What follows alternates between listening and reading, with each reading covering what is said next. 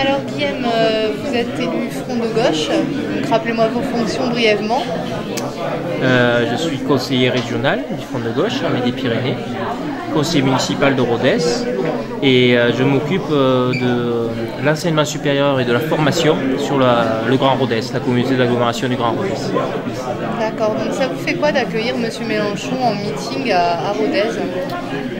Ça me fait rien d'extraordinaire, d'une part parce que Jean-Luc Mélenchon est un habitué de Rodez. Longtemps on a eu un groupe important qui s'appelait Pour la République sociale dans les années 2000-2005. Jean-Luc est venu en 2005 en particulier faire un meeting pour le non à la Constitution européenne où on avait réuni également 1000 personnes dans la salle du Fête de Rodez. Et là la venue de Jean-Luc Mélenchon aujourd'hui, elle a permis de remobiliser, mettre en mouvement tous ceux qui ont participé l'année dernière à la défaite de Nicolas Sarkozy, qui ont porté un président de gauche au pouvoir, mais de remobiliser surtout tous ceux qui sont terriblement déçus, démoralisés, abattus par la politique menée par le Parti socialiste au gouvernement, qui est une politique économique de droite. On va pas jouer sur les mots. Quand un gouvernement de gauche en 80 a créé la retraite à 60 ans et qu'aujourd'hui c'est un gouvernement PS qui va faire travailler les gens jusqu'à 66 ans pour pouvoir partir à la retraite avec un taux plein, bon, c'est une politique économique de droite, libérale, qui applique l'orthodoxie libérale et austéritaire. Donc il s'agit que les gens ne soient pas uniquement dans une posture de défaite, de démoralisation. Non, Jean-Luc Mélenchon est venu délivrer un message qui est il existe une perspective politique dans ce pays, en Europe, il est possible d'incarner une alternative politique. Et dans notre pays, aujourd'hui, c'est le Front de Gauche qui la porte. Le refus de l'austérité et le choix de poser en priorité l'humain d'abord. La satisfaction des besoins simples des gens. Pouvoir partir à la retraite avec une condition décente, que ses enfants puissent être correctement éduqués à l'école. Ne pas se saigner à partir du 10 du mois de peur de ne pas pouvoir payer l'électricité, le gaz, l'eau. Tout simplement revenir aux valeurs de partage, de solidarité qui sont celles de la gauche. Donc Jean-Luc Mélenchon est venu pour remobiliser tous ceux qui aspirent encore à une société du bonheur, du partage. Alors juste pour savoir, comment vous avez trouvé ce meeting, le fait qu'il y ait plein de gens comme ça, des Aveyronnais qui viennent vous voir, est-ce que ça fait plaisir? Au départ, c'est assez impressionnant parce que je ne m'attendais pas à ça. Je me disais, bon, c'est bien, si on est 250, 300, ça sera une réussite. Et bon, une salle entière, ça fait à peu près 1 millier de personnes là. Donc je pense qu'il y a beaucoup d'attentes, beaucoup de questions, d'interrogations. C'est ça que ça traduit. C'est impressionnant. Puis bon, moi je suis un orateur assez empathique, donc je regarde beaucoup les visages, je m'imprègne d'une ambiance. Et franchement, ça m'a mis du baume au cœur. Parce que tous les sujets un peu difficiles qui font appel au cœur, bon, protester contre les mauvais traitements aux Roms, c'est pas une thèse très populaire. Je pourrais rencontrer du scepticisme de la part de mes amis, des gens qui étaient là, et pourraient dire oui, ça va, Mélenchon, c'est un rêveur. Mais non, les gens ont réagi très chaleureusement, donc on est vraiment... Je trouve que c'est encourageant, ça donne de l'espoir, c'est de dire bon, tant de gens qui sont sur des bases aussi humanistes, c'est formidable. Mais ça m'impressionne. C'est une ville étrange, Rodez, parce que c'est pas la première fois qu'on a des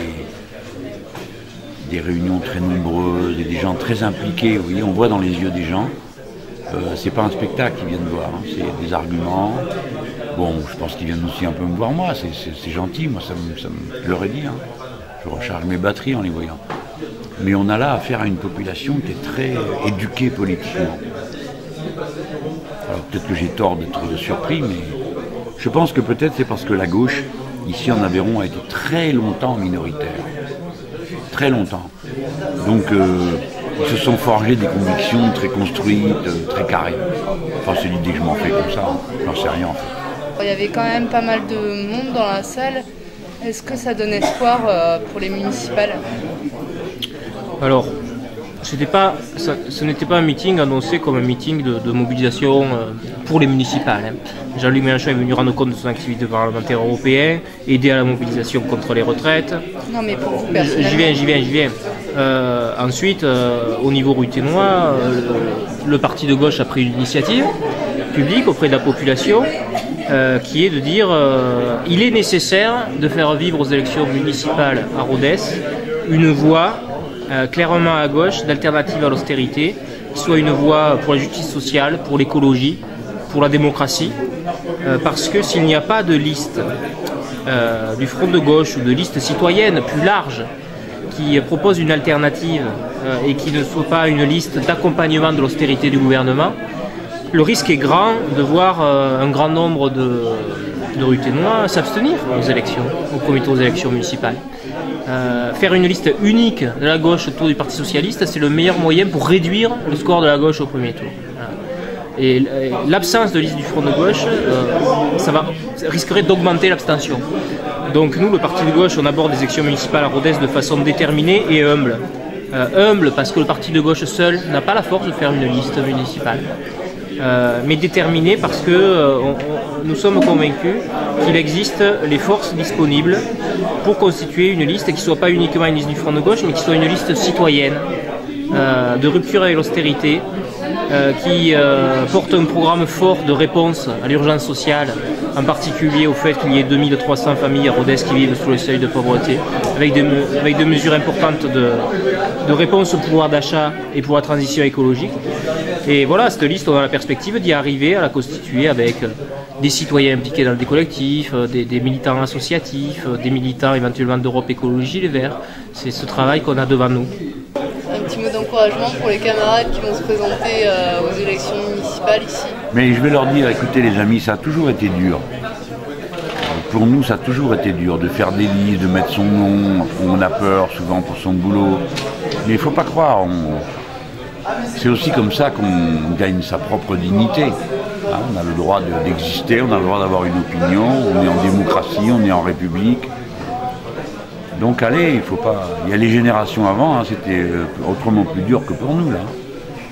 Surtout ici, hein, qui était un pays blanc en principe, hein, et pas un pays rouge. Je ne pensais pas que c'est utopiste à l'heure actuelle. Enfin, on voit nos enfants, même à l'école, ils sont formatés quand même à la compétition. C'est vrai, mais bon, tous on fait nos efforts chez nous. Hein. C'est vrai qu'on pousse beaucoup les enfants à être en compétition les uns contre les autres dès le plus jeune âge. Mais bon, nous sommes parents, nous sommes grands-parents, nous occupons de nos enfants, mais on a une tâche éducative. Hein. Il ne faut pas avoir honte de la mener, de dire à nos petits les vraies valeurs de l'existence, c'est le partage, la solidarité, l'amour des siens, des autres, s'intéresser aux autres. Il ne faut pas avoir honte, il faut y aller, il ne faut pas lâcher. Le reste, ça passe. Le cœur humain est assez grand pour contenir toutes ces belles idées. Alors, bien sûr, on va nous dire que c'est utopie. Bon, et puis un jour, l'utopie devient réalité, mais ça ne peut pas le devenir si chacun d'entre nous ne prend pas sa part. Vous savez, vous ne vous rendez pas compte, mais imaginez, il y a seulement 2 générations en arrière, l'idée d'égalité des droits, les pauvres n'y pensaient même pas. Ou, je sais pas moi, la retraite, ça n'existait pas. Je dis 2 générations en arrière, hein, c'est pas Vercingétorix, c'est ce que je raconte. Donc il faut que chacun d'entre nous ait le courage de pousser un peu plus loin le sillon, voilà, c'est ça qu'il faut faire. Alors bon, on le fait avec des courageux, on ne le fait pas avec des pleutres, on ne le fait pas avec des lâches, on ne le fait pas avec des qui sauvent au premier coup de fusil, bon. Mais il y a, regardez toutes ces femmes, tous ces hommes, c'est surtout moi l'engagement politique des femmes qui me paraît le plus stimulant pour la société, parce que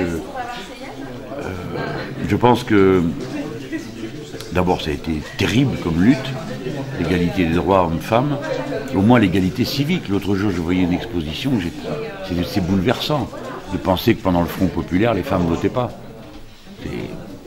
Des fois on se dit ah bon, elles ne votaient pas, bah oui, ça date de 1945 quoi, c'est terrible. Donc quand les femmes s'impliquent dans la lutte, en général c'est que cette lutte va s'enraciner. J'ai trouvé que le public de ce soir était très mixte, ça m'a fait plaisir. Et deuxièmement, très varié en génération. Très varié. Donc ça va, la cause est vivante. Les rameaux les plus verts c'est reparti.